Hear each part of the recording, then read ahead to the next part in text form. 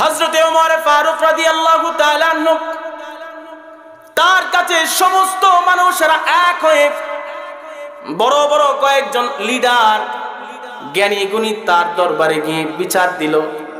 ফাশাকাও আরবাতা উমুরিন, চারটা বিচার দিল। আবার কার ব্যাপারে জানেননি? তাদের গভর্নর ওমর যারে গভর্নর বানিয়েছে হযরতে সাঈদ ইবনে আমির আল জুমাহির ব্যাপারে চারটা বিচার দিয়েছে। হযরতে ওমর বলেন, কি সমস্যা? আমির ইবনে জুমাহির কি সমস্যা বুঝায় বলো। তারা বলেন, আমিরুল মুমিনিন এমন একজন গভর্নর আমাদেরকে বানায় দিলেন, ইন্নাহু লা ইয়াখরুজু ইলাইহিম হাত্তা ইয়াতাআলান নাহার। সে তো এমন গভর্নর সূর্য আকাশের মাঝ বরাবর ওঠার পরে কাজ করার জন্য বের হয়, মানে সকাল সকাল কাজ করার জন্য বের হয় না। হযরতে ওমর বলে, আর কি সমস্যা? তারা বলে, ইন্নাহু লা ইয়াজিবু আহাদান বিলাইলিন, এমন একজন গভর্নর আপনি আমাদেরকে দিয়েছেন যিনি রাত্রে কারো কথাই শুনে না, কারো কাছে যায় না, আসে না, আচার বিচার করে না। আর কি সমস্যা? ইন্নাহু লা ইয়াখরুজু ইয়াওমান মিনাশ শাহরি ইলাইহিম, আর উনি প্রতি মাসে একবার কারো সাথে সাক্ষাৎ করে না, মানে ডিউটি করে না। আর কি সমস্যা বোঝায়া বলো। মানুষগুলো বিচার দেয়, এমন ব্যক্তি পাঠাইলেন, ইন্নাহু ইউসরাউ বাইনা আইদিনা, এমন ব্যক্তি পাঠাইছেন মাঝে মাঝে আমাদের সামনে বেহুশ হয়ে যায়, মৃগা বেমার হয়ে যায়। হযরতে ওমর বলে, হায় হায়, কি বলো? আমি তো জানি আমির আল জুমাহি ভালো মানুষ, তার ব্যাপারে এরকম বিচার কেন দিলাম? হযরতে ওমর মানুষের সামনে আমির আল জুমাহিকে উপস্থিত করলেন। জিজ্ঞাসা করে, আমির কি সমস্যা? প্রথম বিচার দিল তুমি নাকি সূর্য ওঠার অনেক পরে কাজের জন্য বের হও, ঝামেলা কি? তিনি বলে, ওমর ওয়াল্লাহি লা আকরাহু যালিকা ইনদাকা। ওমর, আমার ভয় হয়, আমি পছন্দ করি না যে কেন দেরিতে বের হই এটা আপনাকে বলি, এটা আমি পছন্দ করি না। কিন্তু ওমর আপনাকে আমার বলতে হবে, কারণ আপনি আমার মনিব, আপনার অধীনস্থ কর্মচারী গভর্নর আমি। শোনেন ওমর, আমার লি আহলি লাইসা খাদিমুন, আমার বউয়ের কোনো খেদমতদার কেউ নাই, আমার কোনো বাচ্চাও নাই যে তারে সহযোগিতা করবে। প্রতিদিন সকালবেলায় গম পিষার পরে গম থেকে রুটি আটা তৈরি করার পর রুটি বানায়া সেটা খাওয়া দাওয়া করে বের হতে হতে দেরি হয়ে যায়। আমি আপনার কোষাগার থেকে 1 টাকা খরচ করেও খাদেম নিয়োগ দেই না, এই জন্য দেরি হয় ওমর, আর কোনো কারণে দেরি হয় না। সূরার নাম সূরাতুল আসর, মানাহু আল ওয়াক্ত, কেউ বলেছেন মানাহু সালাতুল আসর, কেউ বলেছেন সময়, কেউ বলেছেন বিশেষ মুহূর্ত, কেউ বলেছেন আসরের নামাজের সময়। আল্লাহর রাসূল ওনার অধিকাংশ হাদিস থেকে আয়াতের তাফসীরে ইবনে মাসউদ রাদিয়াল্লাহু তাআলা আনহু এবং ইবনে আব্বাস রাদিয়াল্লাহু তাআলা আনহু বলেন, আয়াতের গালিবান অর্থ হলো সময়। আল্লাহ তাআলা সূরার ভিতরে বান্দাদেরকে মূল বার্তা দেওয়ার আগে সময়ের কসম খেলেন। ও বাজান, কসম আমরা কখন খাই? যখন আপনার বাচ্চার সামনে, আপনার ছাত্রদের সামনে কোনো একটা কথার গুরুত্বটা বোঝাবেন, তখন বলবেন, আল্লাহর কসম বাজান, পরীক্ষায় যদি ফার্স্ট ডিভিশনে ফার্স্ট হও, আমি তোমাকে একটা সাইকেল কিনে দিব। আমরা কসম খাওয়ার পরের কথাটাকে গুরুত্বের আসনে বসানোর জন্য কসম খাই, ঠিক কিনা বলেন? কিন্তু বাজান, আল্লাহ তাআলা তার কথা তার গোলামদেরকে শোনাবেন, কসম খাওয়ার দরকার নাই। কারণ প্রবাদ বচন আছে, কালামুল মুলুকি মুলুকুল কালাম, বাদশার কথা কথার জগতের বাদশাহ। আমার কথার যে গুরুত্ব আহমদ শফি সাহেবের হুজুরের কথা সেই গুরুত্ব না, বরং আমার কথার ওজন যদি 1 কেজি হয়, আল্লাহর ওলি আহমদ শফি সাহেবের এক একটা কথার ওজন সমুদ্র পরিমাণ। সুবহানাল্লাহ। কারণ হলো তিনি ওলিয়া উলিয়া ছিলেন। আমার কথা আর নুরুদ্দিন গহরপুরের কথা এক নয়, আমার কথা আর ফয়জুদ্দিন সাহেব হুজুরের কথা এক না। আমার কথা আর আবু বকর রাদিয়াল্লাহু তাআলা আনহুর কথা এক না, আমার কথা আর পৃথিবীর শ্রেষ্ঠ মহামানব মুহাম্মদ আরবীর কথা কোনোদিন এক না। এই জন্য কবি বলেন কালামুল মুলুকি মুলুকুল কালামি, বাদশার কথা কথার জগতের বাদশা। আল্লাহ কসম খেয়েছেন কেন? মুফাসসিরিনে কেরাম ইবনে আব্বাস উত্তর দেয় লিতাতবিকিন নাসি লিতাতবিকিন নাসি ওয়াল মুআমালা। তাফসীরের কিতাবে আছে আল্লাহ তাআলা কসম খেয়েছেন এই জন্যই মানুষ যেহেতু কসম খেয়ে দৃঢ়তা বোঝায়, যেহেতু মানুষকে আল্লাহ বার্তা পৌঁছাবেন, মানুষকে সঠিকটা সুন্দরভাবে বোঝানোর জন্য কসম খেয়েছেন। সুবহানাল্লাহ।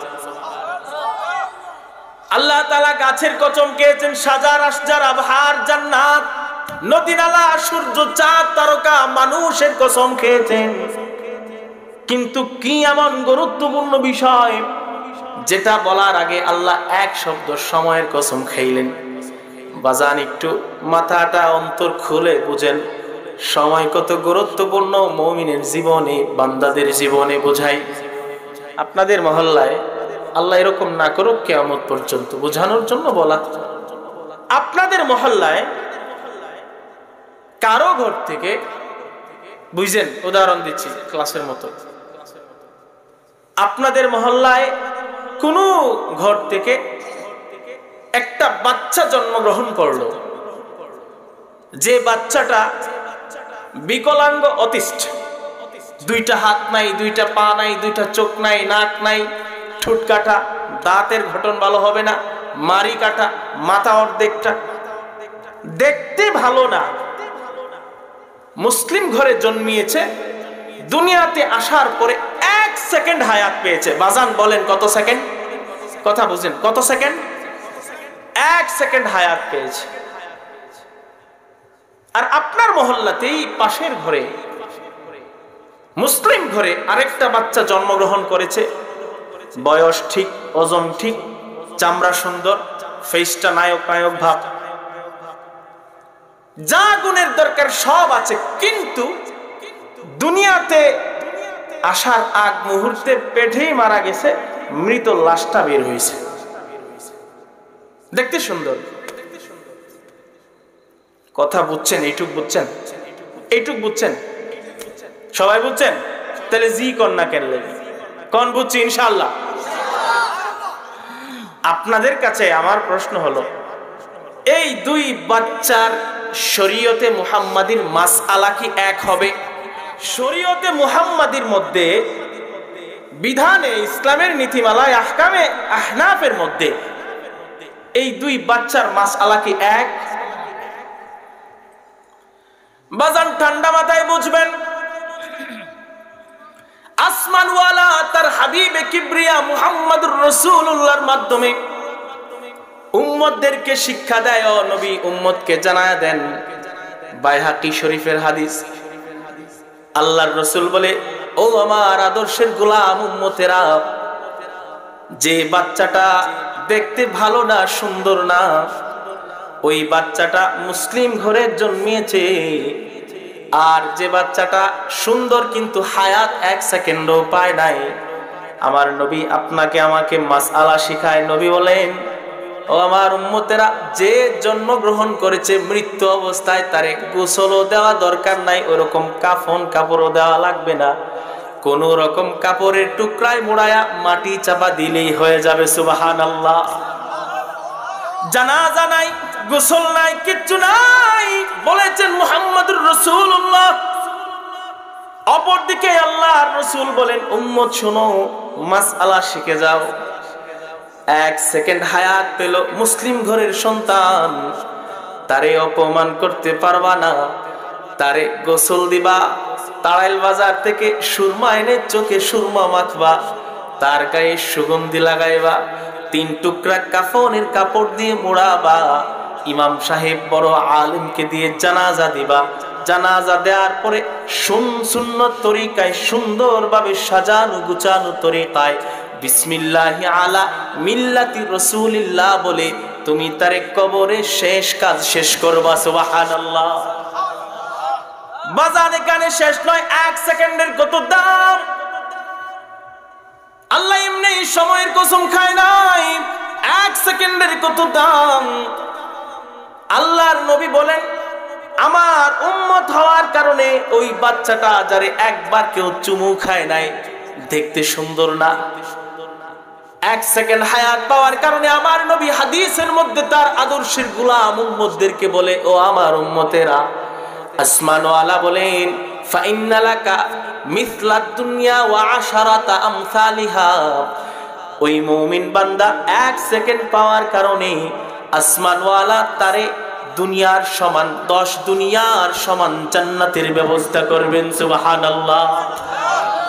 সময় মাত্র 1 সেকেন্ড, 100 বছর, 200 বছর, 50 বছর, 80 বছর না, 1 সেকেন্ডের কারণে তারে আল্লাহ ওই জান্নাতের ব্যবস্থা করবেন বাজান। শুধু তাই নয়, এইটুক যদি শেষ হয়ে যেত তাহলে বুঝতাম 1 সেকেন্ড হায়াত পাওয়ার কারণে মুসলিম সন্তান নিজের কামায়ে জান্নাত অর্জন করেছে। শুধু তাই নয়, আমার রাসূল বলে, ও আমার উম্মত শোনো, যারা যারা 70 বছর, 80 বছর, 50 বছর হায়াত পেয়ে গুনাহের জাহাজ নিয়ে কিয়ামতের ময়দানে দাঁড়াবে, তারা যখন ইন্তিকাল করবে, ইন্তিকাল করার পরে জানাজায় দাঁড়িয়ে দাঁড়িয়ে তুমি নিজের জন্যও ক্ষমা চাইবা, ওই মৃত লাশের জন্যও ক্ষমা চাইবা।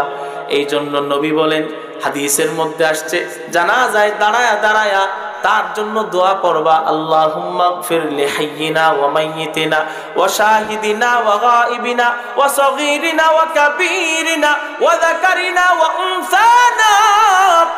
আল্লাহর রাসূল বলেন, ওই মুরব্বি তাহাজ্জুদ গুজারি ছিল, ওই মুরব্বি হাজি ছিল, ওই মুরব্বি গাজী ছিল, ওই মুরব্বি তাবলীগী ছিল, ওই মুরব্বি বড় বড় আলেমের দাদা ছিল, ওই মুরব্বি বড় আলেমার জামাই ছিল, ওই মুরব্বি বড় প্রতিষ্ঠানের পরিচালক ছিল, ওই মুরব্বি হাফেজে কোরআন ছিল, ওই মুরব্বি কোরআনের মুফাসসির ছিল, ওই মুরব্বি দুনিয়া বিখ্যাত বক্তা ছিল। তবু আমার নবী বলেন, ওই ব্যক্তির জন্য জানাজার নামাজে দাঁড়ায়া ক্ষমা ভিক্ষা চাইবা, কারণ ওই ব্যক্তির আমল নামার মধ্যে গুনাহের অভাব নাই। আর আল্লাহর রাসূল বলে, অপরদিকে ওই যে ছোট বাচ্চা 1 সেকেন্ড হায়াত পেয়েছে, সাবধান সাবধান, ওই বাচ্চার জন্য জানাজায় দাঁড়ায়া গুনাহ ক্ষমা চাইবা না। সুবহানাল্লাহ। সম্মান বাজান 1 সেকেন্ড হায়াত।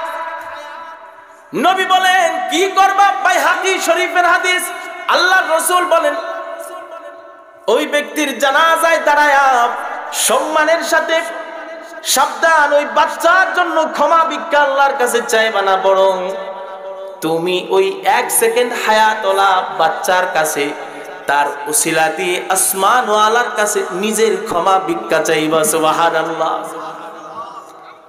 নবী বলেন, কি বলবা?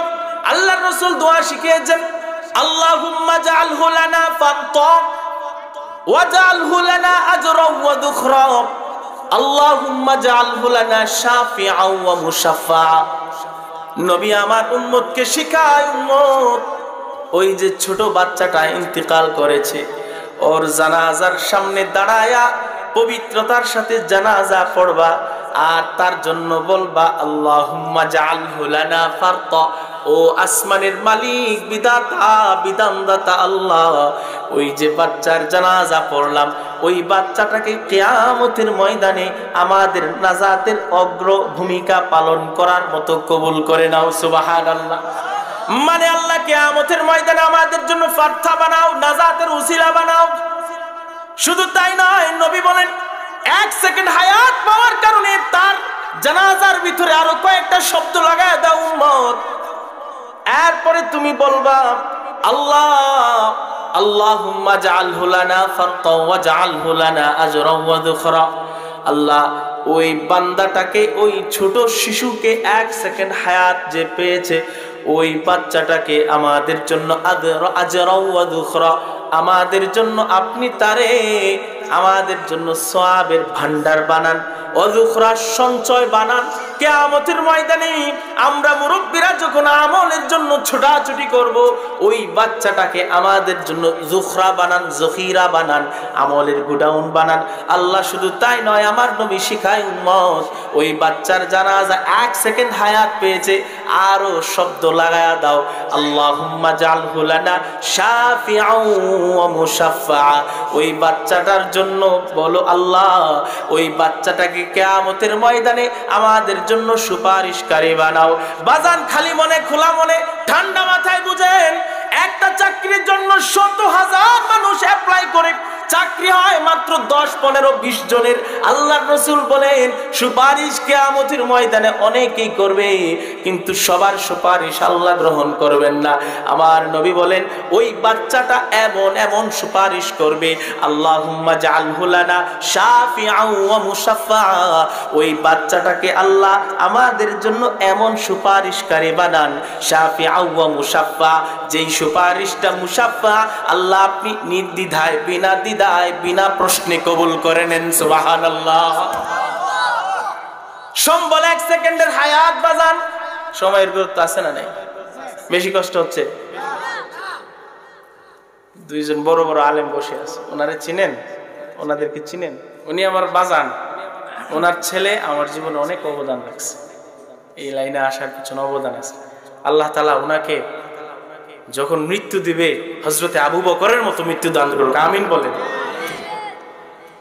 তো আমি যে হাদিসগুলি শোনাইলাম বাইহাকি শরীফের, এখান থেকে আমরা এইটুক বুঝলাম, 1 সেকেন্ড হায়াত পাওয়ার কারণে সে জান্নাত তো পাবেই, তাও 10 দুনিয়ার সমান জান্নাত। আর ওই বাচ্চাটা আপনার আমার নাজাতের ওসিলা হবে কিনা বলেন? ওসিলা হবে কিনা? সময়ের কত দাম বাজান, এই কথা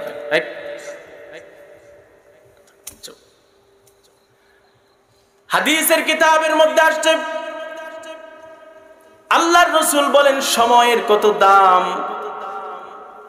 قال النبي صلى الله عليه وسلم لا تزول قدم ابن آدم عند ربه يوم القيامة حتى يسأل عن 5। কিয়ামতের ময়দানে আল্লাহ তাআলার সামনে বনি আদম কেউ সামান্যতম পাটা নাড়াতে পারবে না। আল্লাহর নবী ডেকে বলেন 5টা প্রশ্ন করার আগ পর্যন্ত কেউ নড়তে পারবে না, যত বড় হাজি গাজী আলেমই হোক না কেন। আল্লাহর রাসূল বলেন তারে সর্বপ্রথম প্রশ্ন করা হবে, ওয়া আন উমরিহি ফীমা আফনাহু। ও আমার গোলাম, দুনিয়াতে জীবনের সময়টা কোন কাজে ব্যয় করলাম? মানে সময়ের হিসাবটা আল্লাহ ভালো করে বুঝে নেবেন। ওয়ান শাবাবিহি ফীমা আবলাহু।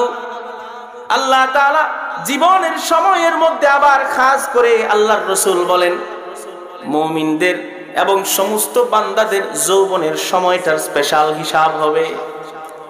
ওয়ান মালিহি মিন আইনা ইকতাসাবাহু ওয়া ফীমা আনফাকাহু। আবার দুনিয়ার সময় ব্যবহার করে কোথা থেকে সম্পদ অর্জন করলা আর কোথায় সেই সম্পদটা ইনভেস্ট করলা, সেটার হিসাব আল্লাহ তাআলা চাইবেন। এমনকি ওয়ামা আমিলা ফীমা আলিমা, আর কি আমল করলা কোরআন সুন্নাহ জানার পরে, এই সব হিসাব বুঝার পরে বান্দার ফয়সালা আল্লাহ করবেন। সুবহানাল্লাহ। এর মধ্যে গুরুত্বপূর্ণ 2টা। প্রথম প্রশ্নই সময়।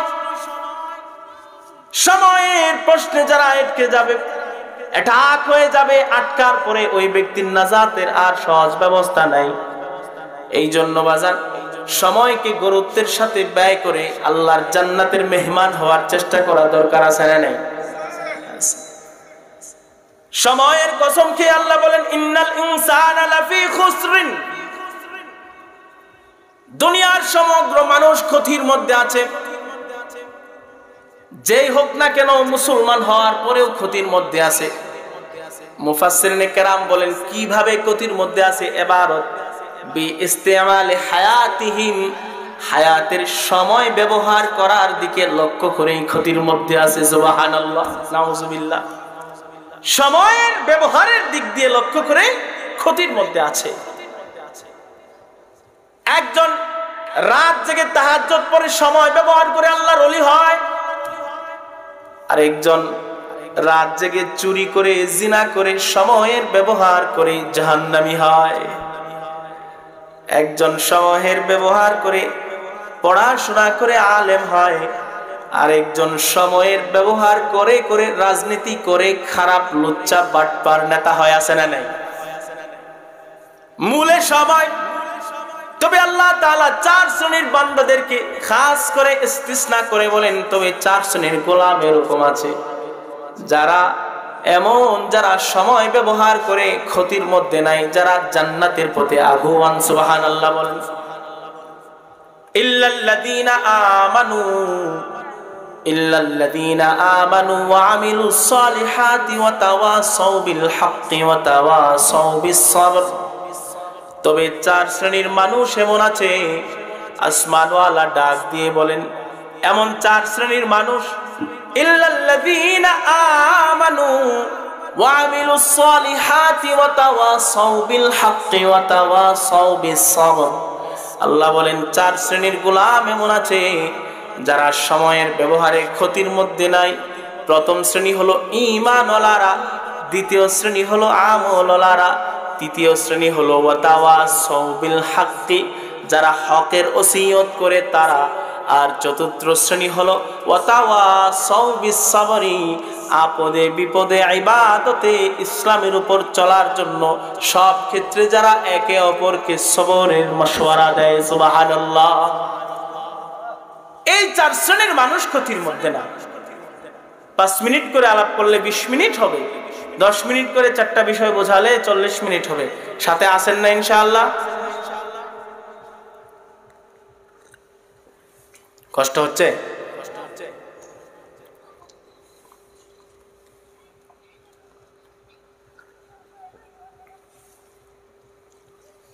সময়ের ব্যবহারে ক্ষতির মধ্যে আছে, তবে 4 শ্রেণীর মানুষ উত্তীর্ণ ক্ষতি থেকে। ইল্লাল্লাযীনা আমানু, যারা ঈমান এনেছে।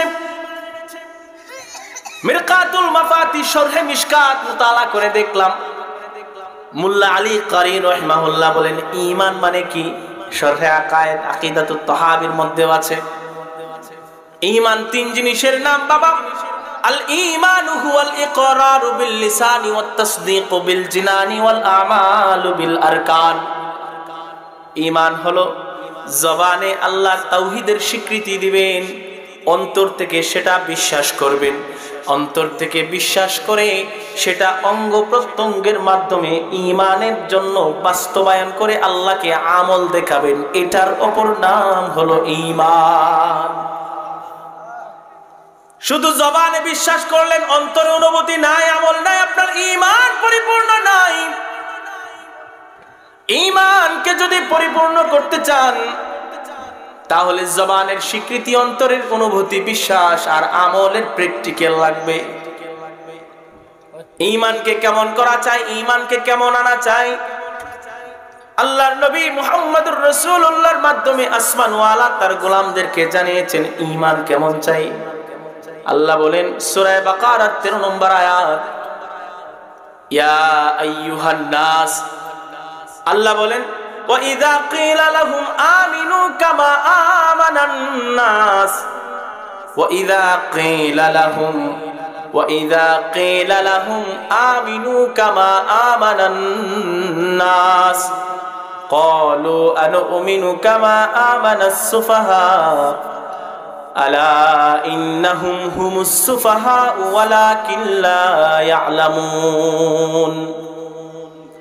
আল্লাহ বলবেন গোলাম, আমার গোলাম, ঈমান কিভাবে আনবা? ঈমান আনবা সাহাবীদের মতো। কাফেররা বলে, আরে সাহাবী মূর্খ সমাজ, দেখতে কালো, বংশ পরিচয় ভালো না, গোলাম দাস বংশের লোক, বিলালের মতো ঈমান আনবো নাকি যারা সুফাহা, বোকা মানুষ? আসমানওয়ালা বলে, আবু জাহেল, নিজের বড় টাউট, নিজের বড় জ্ঞানী দাবি করো। না না না, আমার বিলাল বোকা না, আমার ইয়াসির বোকা না, আমার আম্মার বোকা না। আলা ইন্নাহুম হুমুস সুফাহা, বরং আবু জাহেল, উতবা, সাইবা, তোমরা বোকা, তোমরাই বোকার স্বর্গের বসতি করো। বরং তোমরা এত বোকা, সেই বোকার লিমিটটা পর্যন্ত তোমরা জানো না। সুবহানাল্লাহ। আসমানওয়ালা সাহাবীদের মতো ঈমান আনতে বলেছেন বাবা। কিতাবুল ইলমের প্রায় শেষের দিকের হাদিস, মিশকাত শরীফ উল্টায় দেখেন, ইবনে মাসউদ বলেন, কেন তুমি সাহাবীদের মতো ঈমান আনবা? শোনো, ইবনে মাসউদ তার প্রত্যেকটা কথাকে মুহাদ্দিসিনে কেরাম হাদিসের আঙ্গিকে সংজ্ঞা দিয়েছেন। সাহাবীদের কথাকেও হাদিস বলা হয়। ক্বালা ইবনু মাসউদ রাদিয়াল্লাহু তাআলা আনহু, ক্বালা ইবনু মাসউদ রাদিয়াল্লাহু তাআলা আনহু, আল্লাহর নবীর সাহাবী ইবনে মাসউদ বলেন, কেন তুমি সাহাবীদের মতো ঈমান আনবা? শোনো, এই জন্য, মান কানা মুস্তান্নান ফালইয়াস্তান্না বিমান ক্বাদ মাত, মান কানা মুস্তান্নান ফালইয়াস্তান্না বিমান ক্বাদ মাত। যদি তোমরা সঠিক পথের দিশা পেতে চাও, তাহলে যারা ঈমানের উপর মৃত্যুবরণ করেছে তাদের পথকে ফলো করো, মানে সাহাবীদের পথকে ফলো করো। কারণ উলাইকা আসহাবু মুহাম্মাদিন সাল্লাল্লাহু আলাইহি ওয়াসাল্লাম, তারা হলো আল্লাহর রাসূলের সাহাবী। সাহাবীদেরকে ফলো করবা ঈমানের ক্ষেত্রে, সিরাতে মুস্তাকিমের ক্ষেত্রে। কারণ কানু আফযাল হাযিহিল উম্মাহ, তারা হলো এই উম্মতের মধ্যে শ্রেষ্ঠতম জাতি, শ্রেষ্ঠতম মানব গোষ্ঠী। কারণ আল্লাহর রাসূলের সাহাবীদের মধ্যে এমন কিছু গুণ ছিল, যেই গুণগুলি উম্মতের মধ্যে একসাথে কারো মধ্যে কমপ্লিটলি নাই। সাহাবীদের এমন তিনটা গুণ, কানু আবাররাহা কুলুবান, প্রত্যেকজন সাহাবী পৃথিবীর শ্রেষ্ঠতম তাকওয়াওয়ালা ওলি আল্লাহ বুজুর্গ ছিলেন। এমনকি প্রত্যেকজন সাহাবী আবাররাহা কুলুবান ওয়া আমাকাহা ইলমান, প্রত্যেকজন সাহাবী এক একজন বড় বড় জগৎ বিখ্যাত আলেম ছিলেন। ওয়া আকাল্লাহা তাকাল্লুফান, প্রত্যেকজন সাহাবী তাকাল্লুফ মুক্তভাবে লৌকিকতা ছেড়ে দিয়ে আল্লাহর জন্য গোলামি করতেন। সাহাবীরা বড় বুজুর্গ, সাহাবীরা বড় আলেম, সাহাবীরা বেরিয়া, সাহাবীরা লৌকিকতাহীন অবস্থায় ইবাদত করতেন। এই জন্য ইবনে মাসউদ বলেন, তোমরা সাহাবীদেরকে ফলো করবা।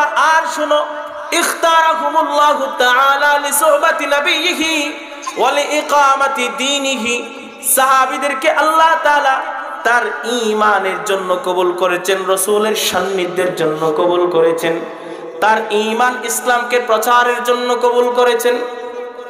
তাদেরকে ফলো করো, ফাত্তাবিউ আলা আযারিহিম, তাদের পথকে ফলো করো।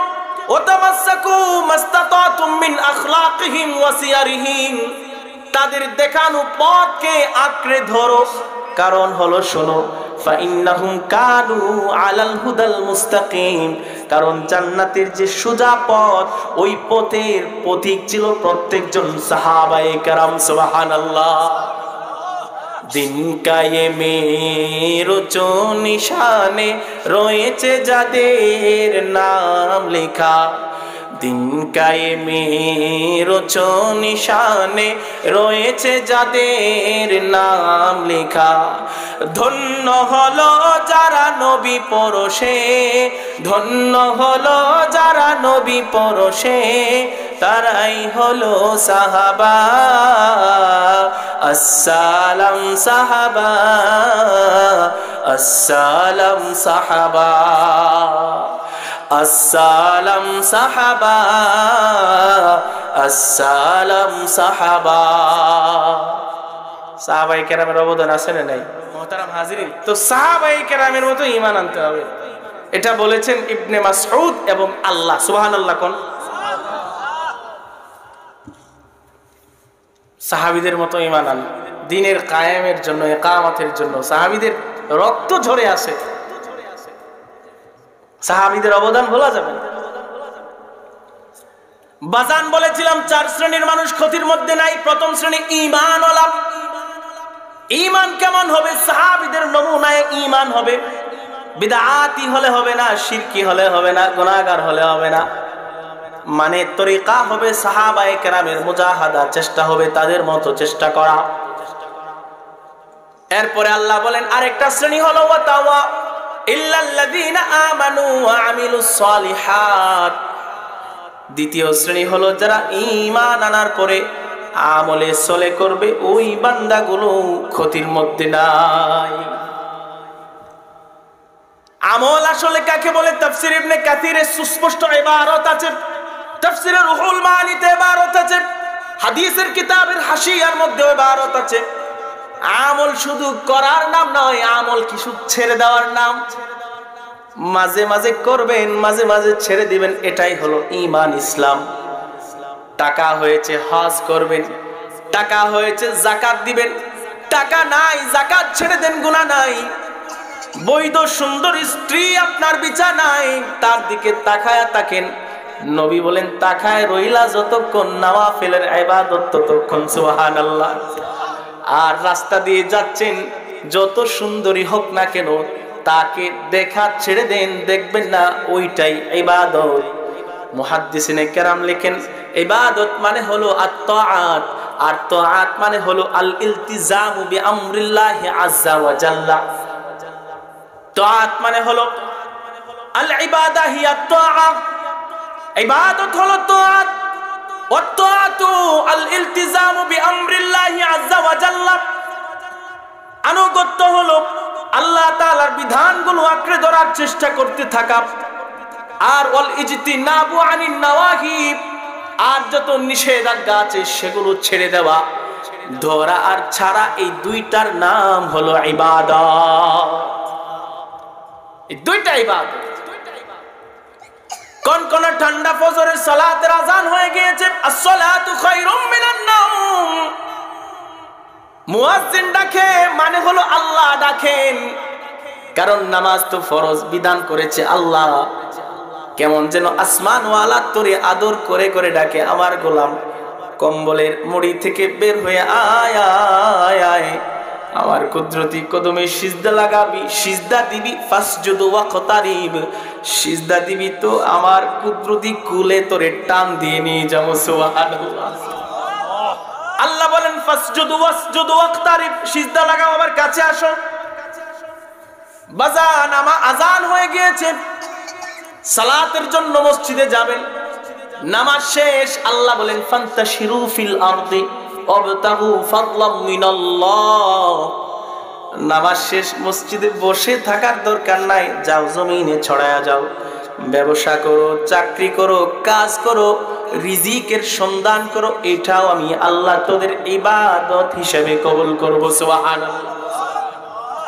কিছু ধরা কিছু ছাড়া, এটার নাম ইবাদত। ইবাদত দুনিয়া থেকে মুক্ত আখিরাতের দিকে করা, এটার নাম ইবাদত। শুধু দুনিয়া অর্জন করা ইবাদত নয়, হালাল ভাবে টাকা ইনকাম করা ইবাদত। আবার মাঝে মাঝে দুনিয়া উপার্জন না করাও ইবাদত, যেটাকে জুহুদ আনিদ দুনিয়া বলা হয়। এই ইবাদতের মজা যারা পেয়েছে, আল্লাহ তাআলা তাদেরকে দুনিয়া এবং আখিরাতে বড় বড় মর্যাদাশীল হিসেবে কবুল করেছেন, সুবহানাল্লাহ। আপনাদেরকে হাদিসের কিতাব থেকে ঘটনা, কিতাবের নাম আল বিদায়া ওয়ান নিহায়া ইবনে কাসির রাহিমাহুল্লাহ। কিতাবের নাম সুওয়ারুম মিন হায়াতিস সাহাবা। তিনটা কিতাব। এই তিন কিতাবের মধ্যে ইবারত এসেছে দুনিয়া থেকে মুক্ত আখিরাতের দিকে ফেরানোর নামে ইবাদত। নমুনায়ে সাহাবী দেখেন, সাহাবীদের নমুনা বোঝেন। সাহাবীর নাম সাঈদ ইবনে আমির আল জুমাহি। তার ব্যাপারে সমস্ত ঐতিহাসিকবিদ, ইতিহাস যারা লিখেছেন সবাই লিখছে। সিয়ার ও আলামিন নুবালা উল্টায় দেখলাম শিরোনাম কায়েম হয়, লেখা আছে সাঈদ ইবনে আমির আল জুমাহি ইশতারাল আখিরাতা বিদ-দুনিয়া ও আথারাল্লাহ ওয়া রাসূলুহু আলাল কুল্লি। সাঈদ ইবনে আমির আল জুমাহি এমন আমলদার সাহাবী ছিল, দুনিয়া বিমুখ ব্যক্তি ছিল, যিনি দুনিয়ার বিনিময়ে আল্লাহর আখিরাতকে কিনে নিয়েছে, সুবহানাল্লাহ। হযরত ওমর ফারুক সিরিয়ার হিমস নগরীর গভর্নর বানিয়ে দিলেন তাকে। আখলাকওয়ালা মানুষ, উত্তম চরিত্রওয়ালা মানুষ। কিছুদিন পরে হযরত ওমর ফারুক রাদিয়াল্লাহু তাআলা আনহু, তার কাছে প্রতিনিধি দল আসলো। আসার পরে বলল, আমাকে একটা লিস্টি দাও যে লিস্টের মধ্যে তোমাদের এলাকার দরিদ্র শ্রেণীর মানুষের নাম থাকবে তাদেরকে আমি সরাসরি রাজদরবার থেকে সহযোগিতা করব। সিয়ারু আলামিন নুবালার মধ্যে আছে। ওই উপস্থিত ব্যক্তিরা লিস্ট দিলেন। লিস্টের শুরুতেই প্রথম যে নামটা লেখা, ওই এলাকার সবচেয়ে ক্ষমতাধর যিনি গভর্নর সাঈদ ইবনে আমির আল জুমাহির নাম। ঠান্ডা মাথায় বাজান বুঝেন, হযরতে ওমর কাগজ দেখার পরে বলে, আমিরুকুম ফাকির মান সাঈদ ইবনে আমির, আমিরুকুম ফাকির। আরে নামের শুরুতে দেখলাম সাঈদ ইবনে আমিরের নাম, ইনি কি তোমাদের গভর্নর? তিনি কি দরিদ্র নাকি? সমস্ত মানুষেরা একসাথে কলু, উপস্থিত ব্যক্তিরা বলে, ওয়াল্লাহি, খোদার কসম, আমিরুল মুমিনিন শোনেন, ওয়াল্লাহি, খোদার কসম, ওয়াল্লাহি, খোদার কসম, ইন্নাহা আলাইহিম যাহাবাত তুয়ালুল আইয়ামুল কাসীর। দীর্ঘ সময় কেটে যায়, লা ইউকাদু ফি বাইতিহি নারুন ওয়ালা ইউদাউ সিরাজুন। এমন একজন গভর্নর আপনি আমাদেরকে বাড়ায় দিয়েছেন, দীর্ঘ লম্বা সময় চলে যায়, তার চুলায় আগুন ধরে না, তার ঘরে বাতি পর্যন্ত জ্বলে না। সুবহানাল্লাহ। বাবা, এটা আমল, এটা আমল। দুনিয়া থেকে মুখটা আখিরাত মুখী করা, এটা আমল, এটা আমল, এটা আমল। শুধু তাহাজ্জুদের সিজদা দেওয়া আমল না, দুনিয়া থেকে মুখটা আখিরাতের দিকে ফেরানো আমল। ক্ষতি থেকে বেঁচে আছে ওই বান্দা, যে বান্দা আমলের সাথে আছে। আপনাদেরকে আমলের তালিম দেই। হযরতে ওমর ফারুক বলেন, যাও আমার রাজস্ব থেকে 1000 দিনার নিয়ে যাও। নিয়ে যাওয়ার পরে ওই হিমস নগরীর গভর্নর সাঈদ ইবনে আমির আল জুমাহির বাসায় সেটা দিয়ে দিল। যখন 1000 দিনার দিরহামের তোয়ালে ব্যাগটা ওনার হাতে প্রতিনিধি দল দিল, তিনি বলে, এটা কি? মানুষগুলো বলে, হযরতে ওমর ফারুক রাদিয়াল্লাহু তাআলা আনহু আপনারে পুরস্কার পাঠাইছে 1000 দিনার।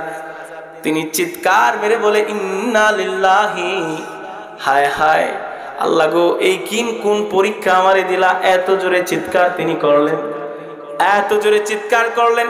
ক্বালাত যাওজাতুহা, তার স্ত্রী ঘরের ভিতর থেকে চিৎকার মেরে বলে, স্বামী এত জোরে ইন্না লিল্লাহ পড়লেন কেন? কি আমাতা আমিরুল মুমিনিন হযরতে ওমর ফারুক কি ইন্তেকাল করেছে নাকি? তিনি বলেন, না না না, ওমরে ফারুক ইন্তেকাল করে নাই, বাল আযামু মিন যালিকা, বরং এর থেকে বড় ক্ষতি হয়ে গিয়েছে। ওনার স্ত্রী বলে, কি হয়েছে? উসিবাল মুসলিমুনা ফি ওয়াকিআতিন, মুসলমানরা কি আক্রান্ত হয়েছে? মুসলমানদেরকে কি একসাথে কোন কাফির সম্প্রদায়রা হত্যা করেছে, এরকম কিছু নাকি? তিনি বলেন, না না না না না না, বাল আযামু মিন যালিকা, এটাও হয় নাই, বরং আরো বড় ক্ষতি হয়ে গিয়েছে। বলে, প্রাণের স্বামী বোঝায়া বলেন, পুঁজি না কি হয়েছে বোঝায়া বলেন। হযরতে আমির আল জুমাহি বলে, স্বামী, প্রাণের স্ত্রী শোনেন, আল্লাহ তাআলা আমাকে পরীক্ষায় ফেলে দিয়েছে।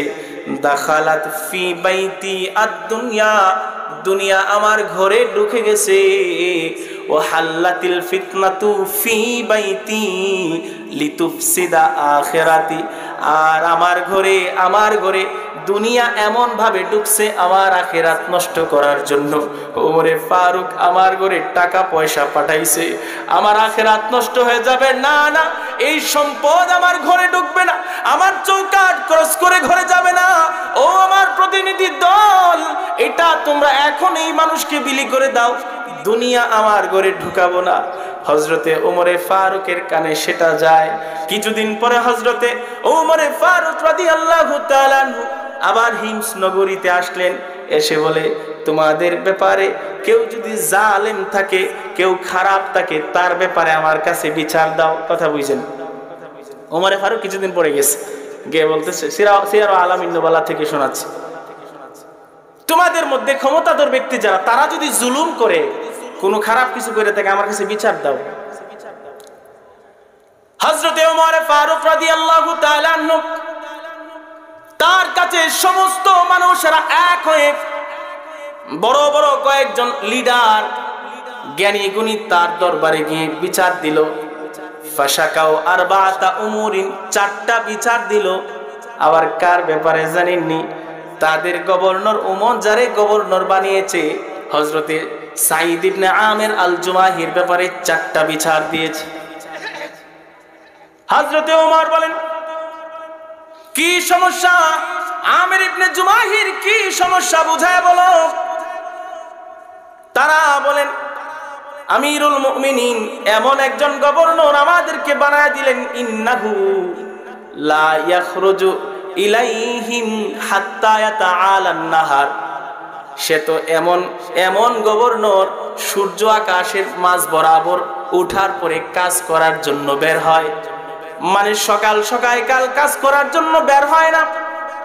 হযরতে ওমর বলে, আর কি সমস্যা? তারা বলে, ইন্নাহু লা ইয়াজিবু আহাদান বিলাইলিন, এমন একজন গভর্নর আপনি আমাদেরকে দিয়েছেন যিনি রাত্রে কারো কথাই শুনে না, কারো কাছে যায় না, আসে না, আচার বিচার করে না। আর কি সমস্যা? ইন্নাহু লা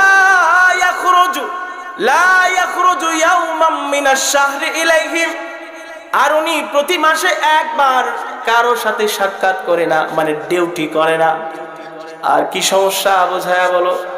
মানুষগুলো বিচার দেয়, এমন ব্যক্তি পাঠাইলেন, ইন্নাহু ইউসরাউ বাইনা আইদিনা, এমন ব্যক্তি পাঠাইছেন মাঝে মাঝে আমাদের সামনে বেহুশ হয়ে যায়, মৃগা বেমার হয়ে যায়। হযরতে ওমর বলে, হায় হায়, কি বলো? আমি তো জানি আমির আল জুমাহি ভালো মানুষ, তার ব্যাপারে এরকম বিচার কেন দিলাম? হযরতে ওমর মানুষের সামনে আমির আল জুমাহিকে উপস্থিত করলেন। জিজ্ঞাসা করে, আমির কি সমস্যা? প্রথম বিচার দিল তুমি নাকি সূর্য ওঠার অনেক পরে কাজের জন্য বের হও, ঝামেলা কি? তিনি বলে, ওমর ওয়াল্লাহি লা আকরাহু যালিকা ইনদাকা।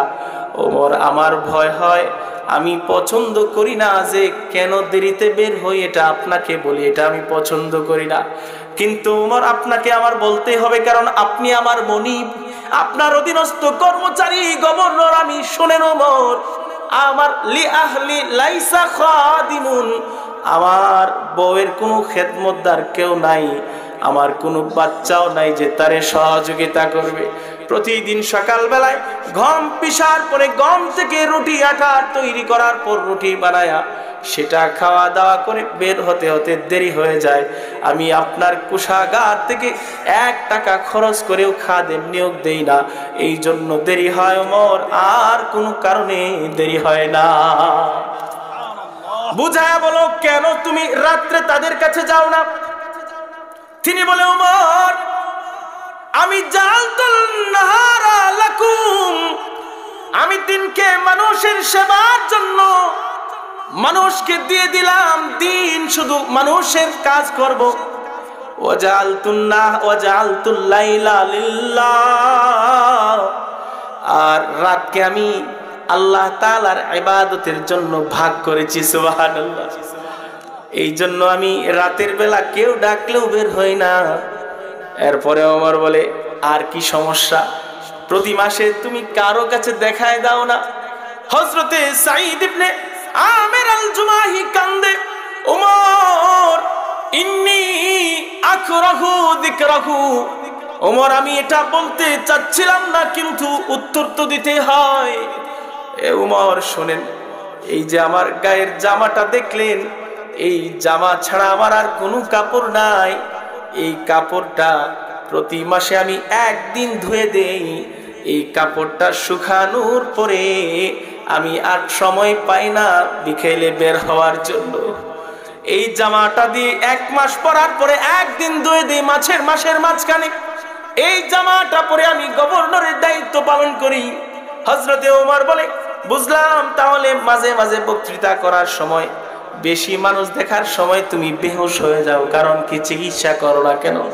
তিনি বলে, ওমর, আমি অসুস্থ না, আমি পরিপূর্ণ সুস্থ আমিরুল মুমিনিন। শোনেন, আমি যখন বেশি মানুষের সামনে কথা বলি তখন বেহুশ হয়ে যাই, কারণ ইন্নী রাআইতু মাসরা খুবাইবিন, ওই যে মক্কার কাফেরেরা আমার নবীর সাহাবী আমার বন্ধু খুবাইবকে আঙ্গুলগুলো কেটেছিল, খুবাইবের কলিজাটা বের করছিল, খুবাইবের চোখগুলি বের করেছিল, খুবাইবের দেহটা টুকরা টুকরা করে বললাম দ্বারা আঘাত করেছিল। আমি তখন কাফের ছিলাম, আমি ওই দৃশ্যটা মানুষের সাথে দাঁড়ায়া দাঁড়ায়া কাফের অবস্থায় দেখেছিলাম। হযরতে ওমর বেশি মানুষের সামনে যখন কথা বলি, ওই বেশি মানুষ দেখলে খুবাইব আমার দুস্থের কথা মনে হয়। আমি কাফের থাকার কারণে তারে সহযোগিতা করতে পারি নাই, এই জন্য আমি বেহুশ হয়ে যাই, আমি আসলে অসুস্থ না। সুবহানাল্লাহ।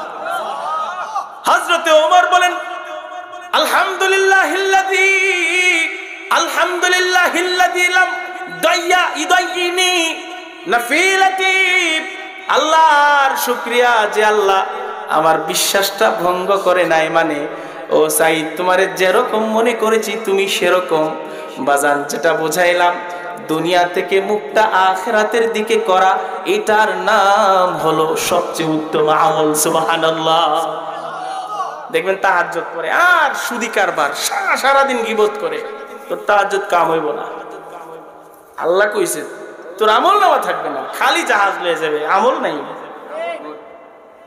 আমলদার হজি সাহেব সুদ আগে প্রকাশ্যে খাইতে হন, গোপনে সিস্টেমে খায়, নাতির নামে লাগায়। আগে নিজে সমিতি করতে হন, নাতিরে দিয়ে সমিতি করেছে, নাতির জন্ম তারিখ উপলক্ষে সমিতি করছে, 1.5 লাখ টাকা লাগাইছে। এই আমলের দরকার নাই, দুনিয়া থেকে মুখটা ঘুরাইয়া দেন আখিরাতে। রাসূলকে ভালোবাসা ঈমান। আল্লাহ বলেন লিতুমিনু বিল্লাহি ওয়া রাসূলিহি ওয়া তুআযজিরুহু ওয়া তুওয়াক্কিরুহু। রাসূলকে ভালোবাসা এটাও আমল, এটা এমন আমল, ওই আমলটা করা হলো ঈমান পূর্ণতার শর্ত। সুবহানাল্লাহ। সাহাবায়ে কেরামকে রাসূলকে ভালোবেসে তাদের আমলকে এমন ভাবে সাজিয়েছেন, তাদের আমল থেকে আমাদের শিক্ষা নেওয়ার জন্য আসমানওয়ালা বলেছেন সাহাবীকে সম্মান। সাহাবায়ে কেরাম আল্লাহর রাসূলকে সম্মান করেছেন, তারা এই সম্মানটাকে আমল হিসেবে নিয়েছেন। আলেমদেরকে সম্মান করাও এটা আমল। সুবহানাল্লাহ। আপনি মারা গেছেন, বড় ব্যক্তি ছিলেন, আপনাকে মৃত্যুর পরে আমরা কিভাবে সম্মান করব? আপনার সন্তানকে সম্মান করব, আপনার সন্তানকে আমরা আদর করব, এটাই আপনাকে সম্মান করা, ঠিক কিনা বলেন? নবী দুনিয়াতে নাই, ওয়ারাসাতরা আছে, উত্তরাধিকার ইলম যারা পেয়েছে আলেমরা আছে। আলেমদেরকে সম্মান করা নবীকে সম্মান করার নামান্তর, এটা আমল, এটা আমল। আলেমকে সালাম দেওয়া এটা আমল, হাদিয়া দেওয়া, হাদিয়া নেওয়া, আপ্যায়ন করা, শ্রদ্ধার সম্পর্ক তৈরি করা, এটা আমল। সাহাবায়ে কেরাম রাসূলের সামনে জোরে কথা বলতো। ওমরে ফারুক, হযরত আবু বকর বসে আছে, আল্লাহর রাসূলের দরবারে দুইজন সালিশ নিয়ে আসছে। বলে ওমর বলে তোমার কথা সঠিক, আবু বকর বলে না, ওর কথা সঠিক। দুইজনের মধ্যে বাকবিতণ্ড হয়ে গেল। বুখারী শরীফের হাদিস, ইবনে কাসির রাহমাতুল্লাহি আলাইহি উল্লেখ করেছেন, ফারতাফাত আসওয়াতুহুমা, রাসূলের দরবারে আবু বকর আর ওমরের আওয়াজটা উঁচা হয়ে গেছে। আসমানওয়ালা বলে যা জিবরাইল যা, দেখ দুইটা বেয়াকুফ আমার হাবিবের সামনে তর্কে লিপ্ত হয়েছে, যা যা কিয়ামত পর্যন্ত বিধান দিয়ে আয়, আলেম আর নবী রাসূলদের সামনে কেউ যেন আর কোনোদিন জোরে কথা না বলে। আয়াত এসে গেছে সূরা হুজুরাত, ইয়া আইয়ুহাল্লাযীনা আমানু, ইয়া আইয়ুহাল্লাযীনা আমানু লা তারফাউ আসওয়াতাকুম ফাওকা সাওতিন নবী ওয়া লা তাজহারু লাহু বিল কওল কাজহরি বা'দিকুম লিবাদিন তাহবাতা আমালুকুম ওয়া আনতুম লা তাশউরুন। আল্লাহ আয়াত নাযিল করলেন, ও ঈমানওয়ালারা নবীর সামনে জোরে কথা বলবা না, ওয়ারাসাত যারা তাদের সামনে জোরে কথা বলবা না। যদি বলো আমল নষ্ট হয়ে যাবে, যদি বলো আমল এমন ভাবে নষ্ট হবে, ওয়া আনতুম লা তাশউরুন, তোমরা টেরও পাবা না। নাউজুবিল্লাহ বলেন। হযরতে ওমর কাঁধে, আবু বকর কাঁধে, আমল নষ্ট হয়ে গিয়েছে কারণ জোরে কথা বলেছে। হাদিসের কিতাবের মধ্যে আসছে হযরতে আবু বকর, হযরতে ওমর এরপরে রাসূলের সামনে পুরা জিন্দেগিতে আর কোনোদিন জোরে কথা বলেন নাই। সুবহানাল্লাহ। একজন বক্তা সাহাবী ইবনে কাসির রাহমাতুল্লাহি আলাইহি বুখারীর হাদিস উল্লেখ করেছেন, নাম কায়েস ইবনে সাবিত। 5 মিনিট। কায়েস ইবনে সাবিত রাদিয়াল্লাহু তাআলা আনহু বক্তা সাহাবী, রাসূলের দরবারে জোরে জোরে কথা বলতো। আয়াত নাজিল হওয়ার পরে কল্পনা করলেন, হায় হায় আমার আমলগুলো নষ্ট হয়ে গেছে, কারণ আমি রাসূলের দরবারে জোরে জোরে কথা বলতাম।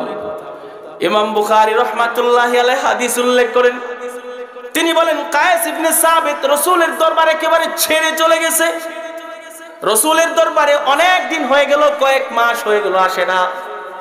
আল্লাহর রাসূল তারে মনে মনে খুঁজে, নবী দায়িত্ব দিল, যাও কায়েস ইবনে সাবিত আমার বক্তা সাহাবীরে খুঁজে নিয়ে আসো। সাহাবীরা কেউ খুঁজে পায় না। হঠাৎ একদিন সাদ রাদিয়াল্লাহু তাআলা আনহু পাহাড়ের গিরিপথে গাছের নিচে বসা অবস্থায় তারে পেল। ইবনে কাসির রাহমাতুল্লাহি আলাইহি বুখারীর হাদিস নকল করেন, তিনি বলেন আমি গিয়ে ওই কায়েস ইবনে সাবিতের গায়ে হাত দিয়ে বললাম, ভাই দরবারে নবী তোমারে স্মরণ করে তুমি আসো আমার সাথে, নবী তোমারে স্মরণ করে তোমার সাথে কথা বলবে। তিনি বলেন, না ভাই, এই পাপী চেহারা নিয়ে আমি রাসূলের দরবারে যাব না, কারণ ইন্নী কুনতু আরফাউ সাউতি ইনদা রাসূলিল্লাহ, আমি রাসূলের দরবারে দীর্ঘ সময় লম্বা জোরে বক্তব্য দিয়েছি। আল্লাহ বলছে জোরে কথা বললে আমল নষ্ট হয়ে যায়, আমার আমল নষ্ট হয়ে গিয়েছে, আমি এই পাপী চেহারা নিয়ে আমি রাসূলের দরবারে যেতে পারবো না, কারণ ইন্নী মিন আহলিন নার, আমি জাহান্নামী হয়ে গিয়েছি, কারণ আমার আমলগুলো নষ্ট হয়ে গেছে। তিনি আল্লাহর রাসূলের সাহাবীর সাথে আসে নাই, নবীর দরবারে সাদ রাদিয়াল্লাহু তাআলা আনহু এ টু জেড বিস্তারিত বলার পরে আল্লাহর রাসূল বলে, যাও আমার পাগলটারে গিয়া বলো ইন্নাকা লাস্তা মিন আহলিন নারি, বুখারী শরীফের হাদিস বাজান, যায়া বলো তোমার আমলগুলো নষ্ট হয় নাই, ওয়ালাকিন্নাকা মিন আহলিল জান্নাহ, যাও তারে গিয়া বুঝায়া বলো তুমি জান্নাতি সাহাবী। সাহাবী যাওয়ার পরে বুঝায়া বলার পরে রাসূলের দরবারে আসলো। আল্লাহর নবীর দরবারে আসার পরে আল্লাহর পয়গম্বরের কাছে করজোরে তিনি ক্ষমা চাইলেন। আল্লাহর রাসূল কিছুদিন পরে ইন্তেকাল করলেন। আল্লাহর রাসূলের বড় বড় সাহাবীরা ইন্তেকাল করলেন। অল্প সংখ্যক সাহাবী দুনিয়াতে আছে। আনাস ইবনে মালিক রাদিয়াল্লাহু তাআলা আনহু রাবি হাদিস, তিনি বলেন আল্লাহর নবী দুনিয়াতে নাই, সাহাবীরা বড় বড়রা দুনিয়া থেকে চলে গেছে। আর তখন আমরা দেখতাম ওই কায়েস ইবনে সাবিত তখনও জীবিত। আমরা দেখতাম ওই কায়েস ইবনে সাবিত বাজার করতে যায়, ওই কায়েস ইবনে সাবিত মসজিদে যায়, ওই কায়েস ইবনে সাবিত কাজ করতে যায়। আমরা সাহাবীরা বসে বসে দেখতাম, আর ওই সাহাবীরে আর হাতে ইশারা করে করে বলতাম, দেখো দেখো রাজুলুন ইয়ামশি বাইনা আযহুরিনা রাজুলুন মিন আহলিল জান্নাহ, রাজুলুন ইয়ামশি বাইনা আযহুরিনা রাজুলুন মিন আহলিল জান্নাহ। ওই দেখো নববী দরবারের নববী জবান থেকে জান্নাতি ঘোষিত সাহাবী আমাদের সামনে দিয়ে হেঁটে হেঁটে যায়। সুবহানাল্লাহ। নবীর সামনে আদব দেখাইছে, আমল করছে, জান্নাতি হয়ে গেছে। আল্লাহর রাসূলের ঘামকে সম্মান করে জান্নাতি হয়ে গেছে। এই মুসলিম শরীফের হাদিস, বুখারীর হাদিস, সহিহ ইবনে হিব্বানের হাদিস, মুসনাদে আহমদের হাদিস, মুসনাদে বাজ্জারের হাদিস, আল আদাবুল মুফরাদের হাদিস, সমস্ত সহিহ সনদের হাদিসের মধ্যে আনাস রাদিয়াল্লাহু তাআলা আনহুর সূত্রে অধিকাংশ কিতাবে আছে। তিনি বলেন আল্লাহর রাসূল তিনি একদিন পথিমধ্যে আমাকে বললেন, আনাস আমার খুব ক্লান্ত লাগে, আমার একটু বিশ্রাম নেওয়া দরকার। তিনি বলেন, ইয়া রাসূলুল্লাহ চলেন আমাদের বাড়িতে যাই। হযরত আনাস বলেন, দাখালা আলাইনা রাসূলুল্লাহ, দাখালা আলাইনা রাসূলুল্লাহ, আল্লাহর রাসূল তিনি আমাদের সামনে আমাদের ঘরে ঢুকলেন। এমন সময় আল্লাহর রাসূল ক্লান্তির কারণে ঘুমায়া গেলেন। আমি দেখলাম আল্লাহর রাসূল ফারাক রাসূলুল্লাহ, আল্লাহর নবী ঘামা শুরু করলেন। আমি দেখলাম জাআত উম্মি বিকারাতিন, আমার আম্মা একটা শিশি নিয়ে আসছে, ছোট শিশি।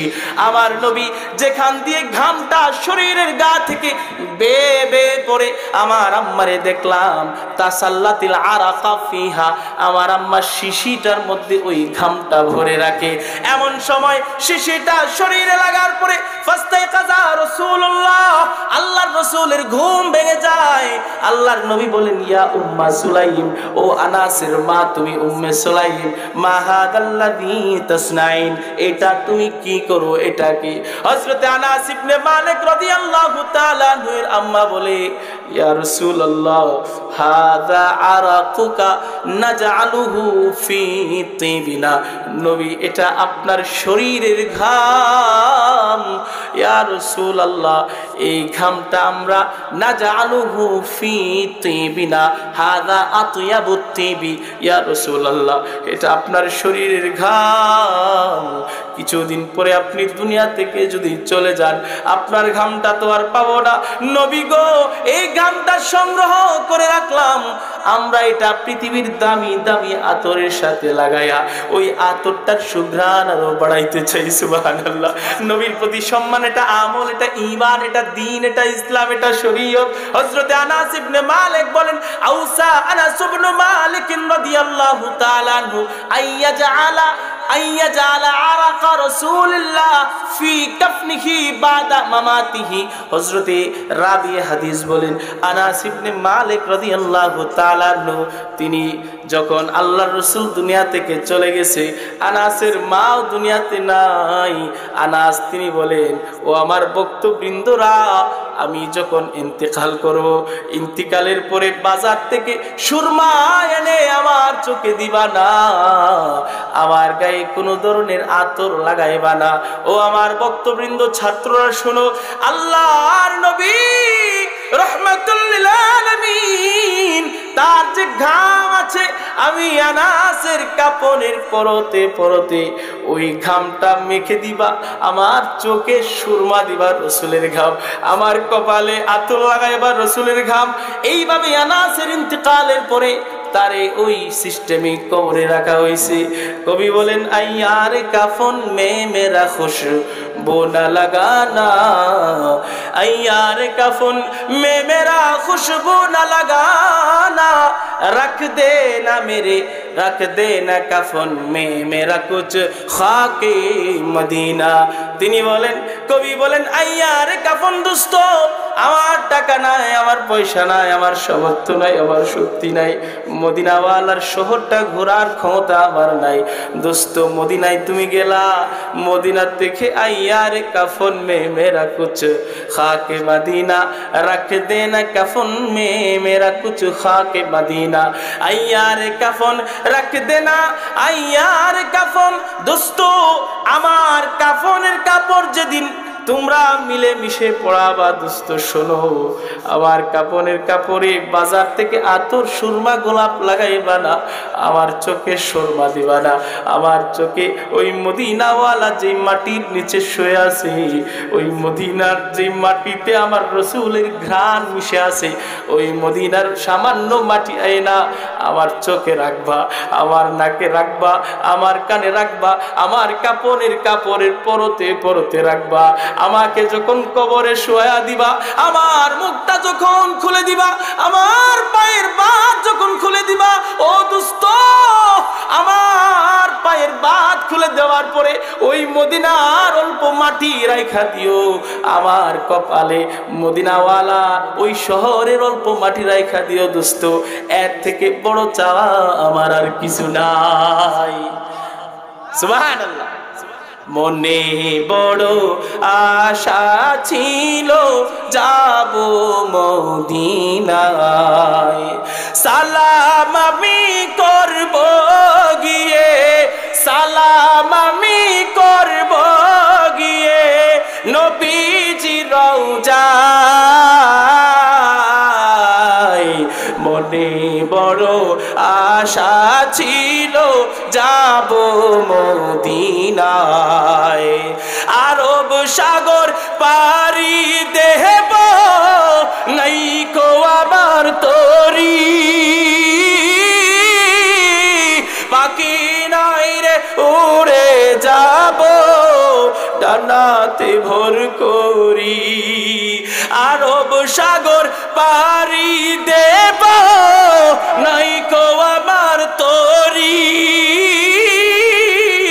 পাখি নাই রে উড়ে যাব ডানা আশাতে ভোর করি, আশায় আছে সম্বল নাই, আশায় আছে সম্বল নাই, করি কি উপায়, মনে বড় আশা ছিল যাব মদিনায়। ভাই আল্লাহ তাআলা আমাদেরকে মদিনায় যাওয়ার তৌফিক দান করুন, আমিন। মানুষ ক্ষতির মধ্যে আছে সময়ের ব্যবহারে। 4 শ্রেণীর মানুষ ক্ষতির বাহিরে: ঈমানওয়ালা, আমলওয়ালা, ভালো কাজের দাওয়াত দেনেওয়ালা, সবরওয়ালা। কবিতা মুখস্থ হয়েছে। সমস্ত মানুষ ক্ষতির মধ্যে আছে 4 শ্রেণীর মানুষ ব্যতীত: ঈমানওয়ালা, আমলওয়ালা, হকের কথা বলনেওয়ালা, শেখানেওয়ালা, সবরওয়ালা। আল্লাহ তাআলা আমাদের সবাইকে আমল করার তৌফিক দান করুন, আমিন। ওয়া আলাইনা ইল্লাল বালাগ।